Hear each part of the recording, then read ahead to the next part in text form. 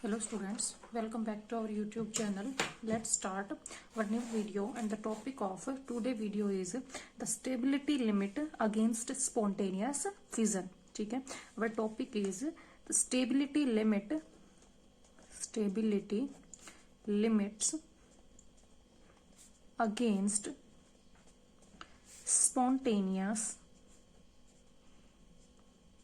spontaneous fission.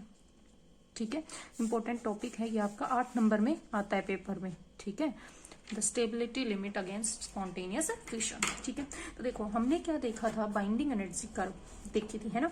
हमने B/A का binding energy curve का किसके against A mass number graph देखा. ठीक है, उसमें क्या दिखाया था कि हमारे पास मैक्सिमम A दैट इज 60 पे जो है आपकी बाइंडिंग एनर्जी पर न्यूक्लियन वो क्या थी, मैक्सिमम थी. ठीक है, इसका मतलब और इससे अबव और इससे बिलो क्या थी, इसके मतलब लेफ्ट में और राइट में बोल सकते हो आपकी बाइंडिंग एनर्जी कम थी, मतलब डिक्रीज हो रही थी. ठीक है, तो अब क्या है कि क्या कहना चाह रहे हैं हम कि जो आपके हैवियर न्यूक्लियाई होते हैं, ठीक है, जो हैवियर न्यूक्लियाई होती हैं उनकी जो बाइंडिंग एनर्जी है, ठीक है, यही बोल सकते हो एक हैवी न्यूक्लियस है. ठीक है, उसकी बाइंडिंग एनर्जी को हम इंक्रीज कर सकते हैं. कैसे? अगर हम उसको डिवाइड कर दें किसमें, दो अलग अलग न्यूक्लियस में. ठीक है, मतलब दो स्मॉलर न्यूक्लियस में एक बड़े न्यूक्लियस को अगर हम ब्रेक कर दें किसमें, दो स्मॉलर न्यूक्लियस में, तो उसकी बाइंडिंग एनर्जी को हम क्या कर सकते हैं, इंक्रीज कर सकते हैं. और ये जो प्रोसेस है, break down of a heavy nuclei into two lighter nuclei, इसको हम क्या बोलते हैं, न्यूक्लियर फिशन बोलते हैं. ठीक है, तो यही बात है. ठीक है, क्या लिखेंगे सबसे पहले हम, वी हैव सीन दैट. ठीक है, वी हैव सीन दैट क्या, the B/A against a plot shows that, क्या शो कर रहा था, शोज ए मैक्सिमम किस पे था, at a nearly equal to 60.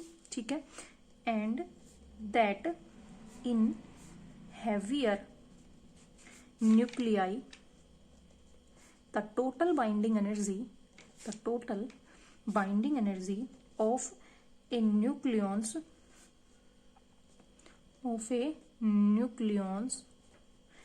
can be increased, उसको हम क्या कर सकते हैं, इंक्रीज कर सकते हैं. ठीक है, कैन बी इंक्रीज्ड. कैसे? by dividing the original nucleus किसमें, into two smaller nuclei. ठीक है, जिसको हम क्या बोलते हैं, कॉल्ड न्यूक्लियर फिशन. ठीक है, जिसे हम क्या बोलते हैं, न्यूक्लियर फिशन बोलते हैं. एक हैवी न्यूक्लियाई का दो स्मॉलर न्यूक्लियाई में ब्रेक डाउन करना. ठीक है, इसके लिए हम कंसिडर करते हैं, मान लो हमने कंसिडर किया 92 यूरेनियम 238. ठीक है, एक न्यूक्लियस जिसको हमने डिवाइड किया दो इक्वल हाफ में. ठीक है, A/2 दैट इज 238/2 में, 238/2. ठीक है, हमने एक न्यूक्लियस किया 92 यूरेनियम 238. ठीक है, उसको हमने कंसिडर किया ये, जिसको हमने क्या किया, डिवाइड किया इनटू 2 हाफ्स. ठीक है, 2 हाफ्स में. तो हमने क्या पाया कि जो बाइंडिंग एनर्जी है ना, उसकी बाइंडिंग एनर्जी, जो पहले बाइंडिंग एनर्जी कितनी थी, 7.6 मेगा इलेक्ट्रॉन वोल्ट थी, वो अब इंक्रीज होके हो गई 7.6 थी, वो अब इंक्रीज होके कितनी हो गई, 8.5 mega electron volt per nucleon. ठीक है, मतलब जो डिफरेंस आया 8.5 minus 7.6 that is nearly 0.9 mega electron volt क्या हो गई, उसकी एनर्जी इंक्रीज हो गई पर न्यूक्लियन. ठीक है, कब, जब हमने एक हैवी न्यूक्लियस 92 यूरेनियम 238 जिसकी जो बाइंडिंग एनर्जी पर न्यूक्लियन पहले कितनी थी, 7.6 मेगा इलेक्ट्रॉन वोल्ट, जब हमने उसको ब्रेक डाउन किया दो हाफ्स में, तो उसकी जो अब जो बाइंडिंग एनर्जी पर न्यूक्लियन आई वो कितनी आई, 8.5 मेगा इलेक्ट्रॉन वोल्ट. मतलब डिफरेंस कितना हो गया, 0.9 मेगा इलेक्ट्रॉन वोल्ट, उसकी एनर्जी क्या हो गई, इंक्रीज हो गई पर न्यूक्लियन की. ठीक है, तो अगर हम बात करें total increase in binding energy की, तो पर न्यूक्लियन है, तो टोटल इंक्रीज कितना हुआ, total increase in binding energy वो क्या होगा, जो पर न्यूक्लियन कितनी है, 0.9 मेगा इलेक्ट्रॉन वोल्ट, उसमें टोटल न्यूक्लियन है कितने, दैट इज 238. ठीक है, तो जो इंक्रीज हुआ वो कितना हुआ 214 मेगा इलेक्ट्रॉन वोल्ट। ठीक है, इतनी एनर्जी क्या हो गई उसकी टोटल इंक्रीज हो गई। ठीक है, तो इसका मतलब जब हम एक हैवी न्यूक्लियाई को दो लाइटर न्यूक्लियाई में ब्रेक करते हैं तो उसकी हेल्प से हम क्या कर सकते हैं, उनकी बाइंडिंग एनर्जी को इंक्रीज कर सकते हैं। ठीक है, ठीक है, तो हमने क्या देखा, टोटल इंक्रीज इन बाइंडिंग जो एनर्जी आई वो कितनी आई 214 मेगा इलेक्ट्रॉन वोल्ट। ठीक है, अब जो है हम बात कर लेते हैं इसकी एनर्जेटिक्स की। ठीक है, कि कितनी एनर्जी जो है वो आपकी एक्चुअल में होती है। ये तो क्या था, ग्राफिकली देखा, अब देखते हैं थ्योरेटिकल वैल्यू से। ठीक है, क्या करते हैं, लेटस अब हम कंसीडर करते हैं द सिमेट्रिक फ्यूजन। ठीक है, लेटस कंसीडर, ये तो हमने थ्योरेटिकली कैसे देखा है, ग्राफिकली। ठीक है, अब थ्योरेटिकली वैल्यू फाइंड आउट करते हुए देखते हैं किससे, जो हमने सेमी इंपेरिकल मास फॉर्मूला में बाइंडिंग एनर्जी निकाली थी ना, उसकी हेल्प से निकाल के देखते हैं कितनी आती है। ये तो ग्राफिकली आई है। ठीक है, अब इसके लिए लेटेस्ट कंसीडर करते हैं ये सिमेट्रिक फ्यूजन।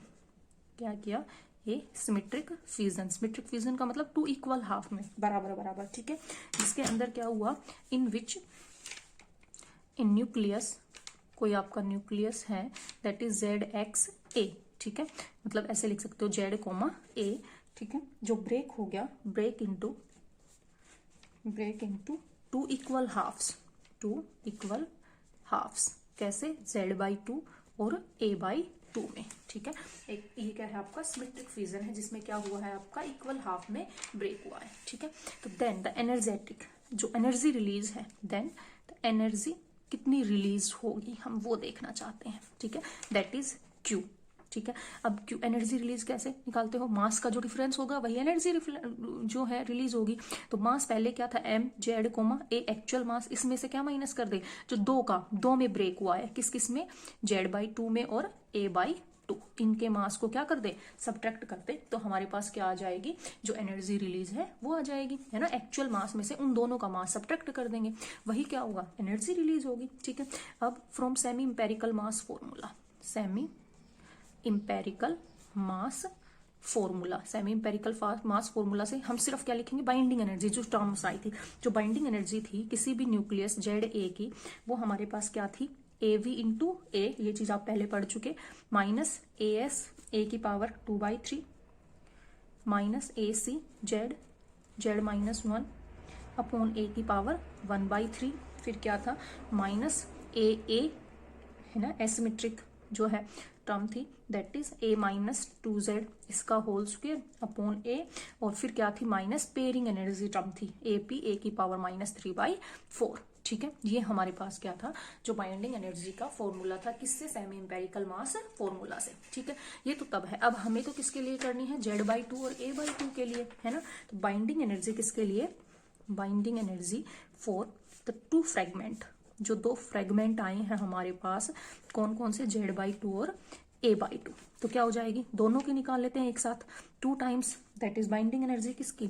Z/2 के लिए और A/2 के लिए। तो इक्वेशन को क्या कर दो, 2 से मल्टीप्लाई करवा दो, और Z की जगह Z/2 कर दो और A की जगह A/2 कर दो उस इक्वेशन में। तो इक्वेशन क्या बन जाएगी, 2AV इंटू A/2। ठीक है, फिर -2AS, ठीक है, A की जगह A/2 की पावर 2/3। ठीक है, फिर क्या होगा, -2AC, फिर Z इंटू Z-1 था, तो Z/2 -1 डिवाइडेड बाई A की पावर कितनी, 2/3, तो A/2 1/3। ठीक है, A/2 की पावर 1/3, फिर क्या आएगा, -2AA इंटू -2Z था, तो A/2 -2Z अपॉन 2 इसका होल स्क्वायर डिवाइडेड बाई नीचे क्या था, A, तो A/2। ठीक है, ऐसे ही था, फिर ऐसे करके मतलब प्लस माइनस, ये पेयरिंग एनर्जी को ऐसे ही लिख लेते हैं। ठीक है, प्लस माइनस क्या थे हमारे पास, पेयरिंग एनर्जी टर्म। ठीक है, ये आ गई। ठीक है, अब देखो हमें तो इसकी वैल्यू, इसको सिंप्लीफाई नहीं करना है, बस डायरेक्ट याद रख लेना, इट विल गिव, यहाँ से हमारे पास थोड़ा सिंप्लीफाई करना चाहो तो करके देख लेना,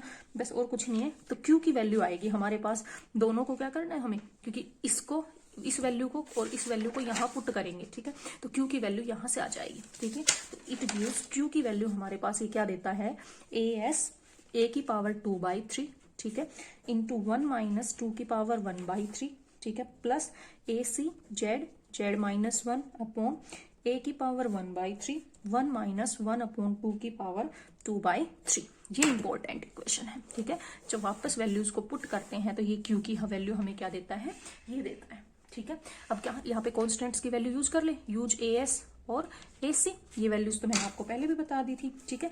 वो यूज करने के बाद जो Q की वैल्यू आती है हमारी नियरली आती है A⁻2/3 कॉमन, ठीक है। ये आती है हमारे पास -3.38 मेगा इलेक्ट्रॉन वोल्ट, ठीक है। फिर प्लस इसमें याद रखने की ज्यादा है 0.22 mega electron volt into Z-1 upon क्या है A, ठीक है। ये आ जाती है हमारे पास किसकी वैल्यू, Q की वैल्यू, जब हम क्या करते हैं कॉन्स्टेंट्स को यूज करते हैं, ठीक है। अब Q तो क्या चाहिए हमें, Q ग्रेटर देन 0 चाहिए, तो इसके लिए हमारे पास क्या होना चाहिए, जो Z²/A, Z into Z square आएगा ना, Z²/A क्या होना चाहिए हमारे पास, ग्रेटर देन इक्वल टू होना चाहिए 3.38 अपॉन 0.22 मेगा इलेक्ट्रॉन वोल्ट, और उसको जब सोल्व करते हैं तो ये नियरली कितना आता है 15, ठीक है। अगली बात समझ में, ये इतना होना चाहिए। अब हमें तो एनर्जेटिक्स निकालनी थी ना, जो हमारे पास 214 आई थी, वो देखते हैं इसके केस में कितनी आएगी। तो किसके लिए 492 यूरेनियम 238 क्या करते हैं, यूज करते हैं किसमें, इन इक्वेशन स्टार, इस वाली इक्वेशन में यूज कर लो, इसमें कर लो चाहे इसमें, ठीक है। इसमें यूज करो तो A की जगह क्या कर लें 238, ठीक है, और Z की जगह क्या करें 92, तो Q की वैल्यू जो हमारे पास आती है वो क्या आएगी, देखो 238 की पावर 2/3 -3.38 प्लस 0.22 92 इंटू 92 -1 अपॉन 238। तो जब इसको सिंप्लीफाई करते हैं तो Q की वैल्यू जो आई वो आई नियरली 170 मेगा इलेक्ट्रॉन वोल्ट, ठीक है। पहले कितनी थी 214 और ये कितनी आई 170, इसका मतलब ये क्या है, विच इज लेस देन किससे 214 मेगा इलेक्ट्रॉन वोल्ट, इससे तो क्या आई कम आई, ठीक है। जो कि क्या थी, जो एज एस्टिमेटेड ये कहां से आई थी, फ्रॉम D/A कर्व, ठीक है। उससे तो क्या आई हमारे पास कम आई। तो ये कम क्यों आई, क्योंकि जब दो फिशंस फ्रेगमेंट बनते हैं ना आपके, तो वहां पे एक्सेस न्यूट्रॉन हो जाते हैं, नंबर ऑफ न्यूट्रॉन्स क्या हो जाते हैं एक्सेस। तो एक्सेस न्यूट्रॉन्स की वजह से क्या होती है, बाइंडिंग एनर्जी को वो क्या करते हैं डिक्रीज, मतलब न्यूक्लियस को क्या बना देते हैं अनस्टेबल बना लेते हैं, ठीक है। तो लिखेंगे दिस इज बिकॉज, ये किसकी वजह से है, this is because into fission fragment क्या होता है आपका, there are large excess neutron, ठीक है, एक्सेस न्यूट्रॉन जो क्या कर देते हैं, हेंस मेक्स न्यूक्लियस को क्या कर देते हैं अनस्टेबल, ठीक है। न्यूक्लियस को वो क्या बना देते हैं आपका अनस्टेबल बना लेते हैं, ठीक है।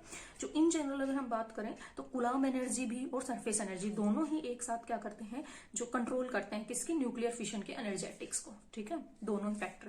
तो ये तो था कि एनर्जी कम क्यों आई, वो तो 214 थी 170 क्यों, क्योंकि इसमें क्या हो जाता है जब दो फ्रेगमेंट में टूटते हैं तो वहां पे न्यूट्रॉन नंबर एक्सेस हो जाते हैं, ठीक है। आगे बात समझ में, अब बात करते हैं स्टेबिलिटी लिमिट की, ठीक है। तो इसकी बात करते हैं, छोटा सा होता गया बस, ठीक है, that is the stability limits. ये इंपॉर्टेंट टॉपिक आता है 8 नंबर में, ठीक है। The stability limit complete question आता है आपका ये, ठीक है। तो स्टेबिलिटी लिमिट, अब देखो हमें एस्टिमेट करना है Z और A की वैल्यू की हैवी न्यूक्लियस के लिए जो अनस्टेबल होते हैं स्पॉन्टेनियस फिशन के अंडर, ठीक है। अब देखो अगर हमने बात की, एक न्यूक्लियस जो है वो अनस्टेबल रहता है, कब रहेगा, अगर उसकी, ठीक है, एक कोई भी न्यूक्लियस है उसको हम अनस्टेबल कहेंगे, ए न्यूक्लियस विल बी अनस्टेबल, कब रहेगा अनस्टेबल, अगर इफ उसकी जो एनर्जेटिक्स है या क्यू है एनर्जी है वो क्या हो जाए, ज्यादा हो जाए या बराबर हो जाए कूलाम्ब एनर्जी से, ठीक है।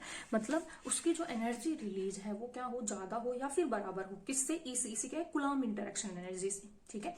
कूलाम्ब एनर्जी से अगर ज्यादा हो जाती है तो वो क्या होता है न्यूक्लियस अनस्टेबल। अब ये क्यू की अभी हमने डेरिवेशन किया था, क्यू की वैल्यू क्या थी A⁻2/3 इंटू -0.260 AS है ना, ये अभी निकाली थी, देखो कहाँ क्या AS और उसकी फॉर्म में था ना जहां पे वैल्यू पुट नहीं की थी, ये दिया गया, ये देखें ये रहा, ठीक है। इसको सिर्फ सिंप्लीफाई किया 1 माइनस करके, ठीक है। तो ये वैल्यू ये थी, प्लस क्या था 0.370 AC, ठीक है, कुछ ऐसी फॉर्म आएगी Z into Z-1 upon A, ठीक है, ये वैल्यू, ठीक है। ये किसकी वैल्यू थी Q, मतलब ये बराबर और अगर क्या हो जाती है ज्यादा हो जाती है किससे, EC ये आपको याद रखनी है, ये होती है हमारी 0.262, ठीक है, AC into Z square upon A की पावर होती है आपकी 1/3, ठीक है। ये निकाल भी सकते हो कैसे, Z/2 का है ना, तो KQ1 Q2 अपॉन R करके उससे निकलती है ये, ठीक है। ये एक्चुअल में याद ही रख लेना, वो सही रहेगा, ठीक है। तो ये है। अब देखो Z इंटू Z-1 को हम नियरली क्या अप्रोच कर सकते हैं, जेड स्क्वेयर। तो हमारे पास क्या आता है, we get Z square upon जो A की वैल्यू है वो greater than equal to 2.4 AS upon AC, और वैल्यू पुट करते हैं तो ये नियरली इक्वल टू आता है 52 के, ठीक है। तो ये इन्होंने क्या बता दी, एक अपर लिमिट बता दी स्टेबिलिटी की, ठीक है। ये क्या है, give the upper limit of the stability limit of against spontaneous fission की जेड स्क्वायर बाई ए की वैल्यू क्या होनी चाहिए, नियरली ग्रेटर देन और इक्वल टू 52 होनी चाहिए, ठीक है। लेकिन ये पाया गया कि जो ये लिमिट थी ना, ये बहुत ही ज्यादा हाई है। इन एक्चुअल में जो नेचुरल एलिमेंट्स होते हैं वो नियरली जेड स्क्वायर बाई ए की वैल्यू नियरली कितनी देते हैं, ग्रेटर देन इक्वल टू 44 ही देते हैं सिर्फ, ठीक है। तो ये इन्होंने बात बाद में बताई कि ये वैल्यू बहुत ही हाई है। एक्चुअल में जो होते हैं नेचुरल एलिमेंट्स वो सिर्फ इतनी ही शो करते हैं, जेड स्क्वायर बाई ए की वैल्यू ग्रेटर देन और इक्वल टू 44, ठीक है। ये जो है ज्वाइंट एक्शन है, किस ये एक्चुअल में ये ना हो कि ये किसकी वजह से होता है कि सरफेस फोर्स भी होते हैं और कूलाम फोर्स, उसकी वजह से ये फैक्टर यहाँ डिक्रीज हो जाता है। तो जेड स्क्वायर बाई ए की वैल्यू नियरली और ग्रेटर देन इक्वल टू कितनी होती है आपकी 44 होती है, ठीक है। तो ये स्टेबिलिटी लिमिट थी, ये टॉपिक था आपका, that is stability limit against spontaneous fission, ठीक है ना। तो ये टॉपिक आपका 8 नंबर में आता है पेपर में, ठीक है।